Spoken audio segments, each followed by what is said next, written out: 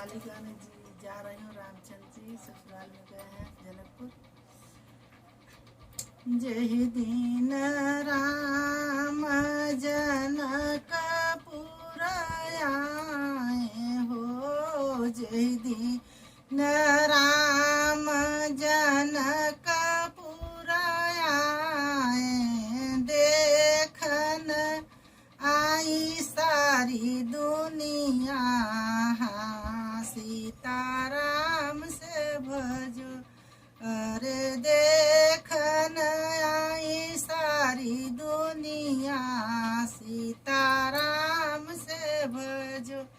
जय दीन राम जनकपुर आए हो, जय दीन राम जनकपुर आए, देखन आई सारी दुनिया, सीताराम से भज।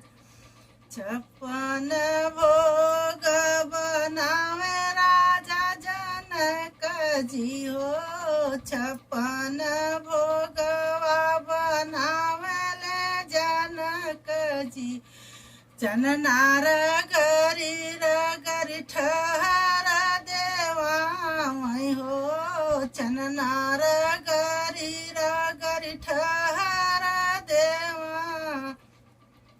एंगुरन थाली मजाई, सीताराम से भजो।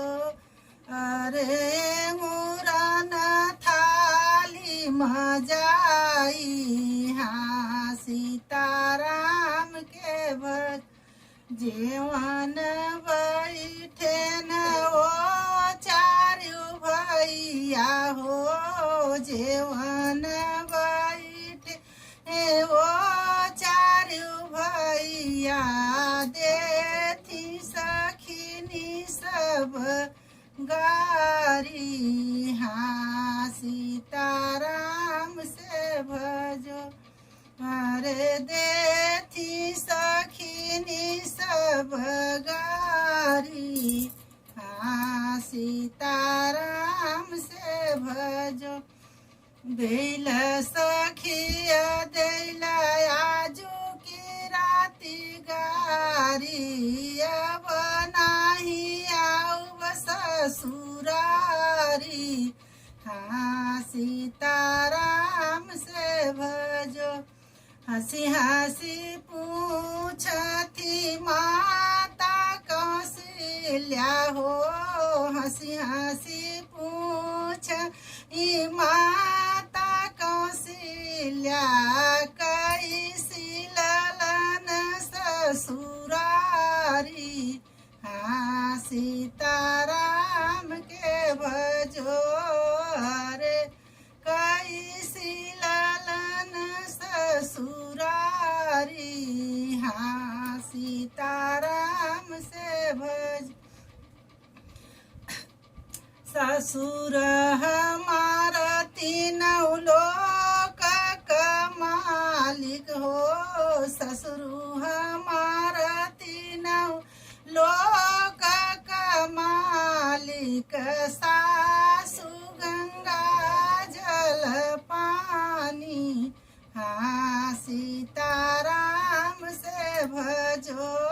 अरे सासु गंगा जल पानी, सीताराम से भज।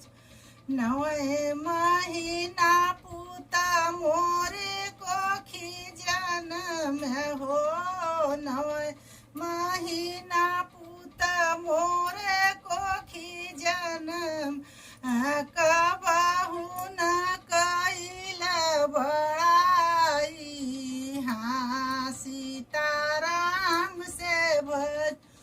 एक दिन के पूत गया ससुरारी हो, एक दिन के पूत गैल ससुरारी, सासु का एतनी बड़ाई, सीताराम से भजो। अरे सासू कहे तनी बड़ाई, हाँ सीताराम से भजो।